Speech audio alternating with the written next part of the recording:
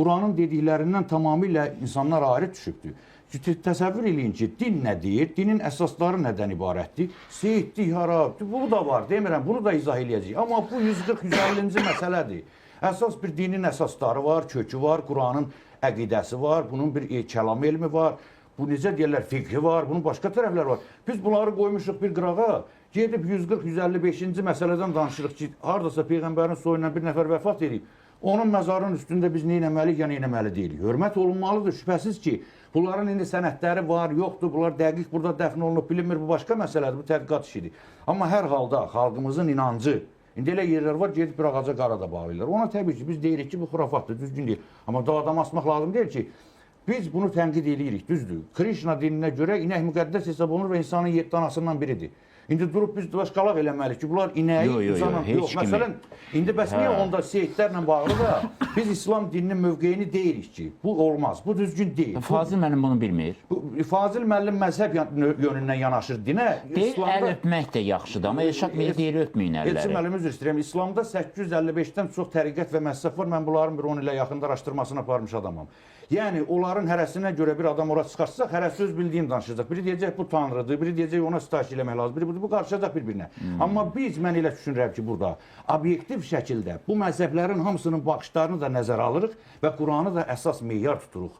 Və baxırıq, nəzər edirik ki, yaxşı, mən Quranın Allahın ayəsini dedim. Lə nüfərriqu beynə hədin min rusuli. 124 min peyğəmbər var. Bunun soyu nəslamsı müqəddəs hərəsinə bir gün doğum günü, vəfat günü versək, ilin 365 günü çəkməyəcək. Və bunu nətər eləyək ki, bunlara mövlud keçirək biz? Və bu iddiada olanlardan biri, məsələn, üzr istəyirəm, Tural, sözünü kəsdim. Məsələn, İbn Nablusi var idi.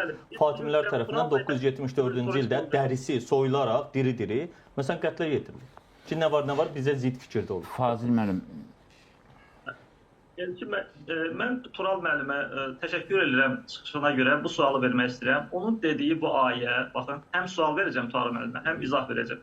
Tural müəllim qeyd edir həmən ayəni ki, biz onların arasında heç bir fərq qoymadıq. Əvvəla, bu ayə nəyə aiddir, məhz nə üçün nazil olub, bunu izah eləsin. İzah eləməsə mən izah eləməm, yox, insan bilməyə bilər. Və eyni halda, bu ayəni də bilmək lazım. Quranın bir ayəsini tutub başqa ayəsini boşlamaq düzgün olmaz. Baxın, sitatla deyirəm. Bəqərə surəsi 253-cü ayə. Tilkə rusulu fəddəlnə bə'duhum ələ bə'dihim. Bu peyğəmbərləri biz bəzilərini digərlərindən üstün etdik. Baxın, Bəqərə surəsi 253-cü ayədə buyurur ki, biz bəzi peyğəmbərləri digərlərindən üstün etdik. Mən izahını verim, sonra iradları başa bildirərlər. Elədir, elə deyil. Tərcüməni yanlış verir. Bu fikrimi deyim, düz istəyirəm, məzhəb yönündən yanaşmanın nəticəsi. Yox, bircə dəqiqə, deyir, axı elə yazılıb. O, onun əqidəsinin cərəyanı. Yox, yanlışdır, tamamilə. Sən nə yazılıb orada? Oxudu ərəbcə. Əvvəla qeyd edirəm, bu kimi mövzular çox geniş əhatəli zaman istəyən bir mövzulardır. Bu 1400 ildir böyük üləmalar bir qənaətə gələ bilmir. Ona görə mən debatları müəyyən məsələdə tərəfdarı deyiləm. Niyə? Çünki bunu bəzən meyxana dəyişməsi kimi, indi deyir ki, yoldaş, mən kim çağırdım, gəlmədi, filan eləmədi. Bu ənənəvi orta əsr o cədəlləri kimi, nə bilim, mən mücadilə oturmuşlar, bir-birini qırmışlar axırda da. Bu şeylər lazım deyil. Ortaya bir əməli bir şey qoymaq lazımdır. Oturdun, tutaq kimi mübahisət elədin, Elşad müəllimdə bir əhvalının yaxşı olmayan vaxtına düşdü, sən ona qalib gəldin. O demək ki, bir 100 min adam inanmalıdır ki, sən onu məğlub elədin, sən dediyin düzgündür. Yəni bu söz deyil. Amma indi stat gətirdi axı. Yox, stat gətirmək. İndi mən də stat gətirim, o da gətirir. Sabaha kimi oturaq stat gətirim mən sizə.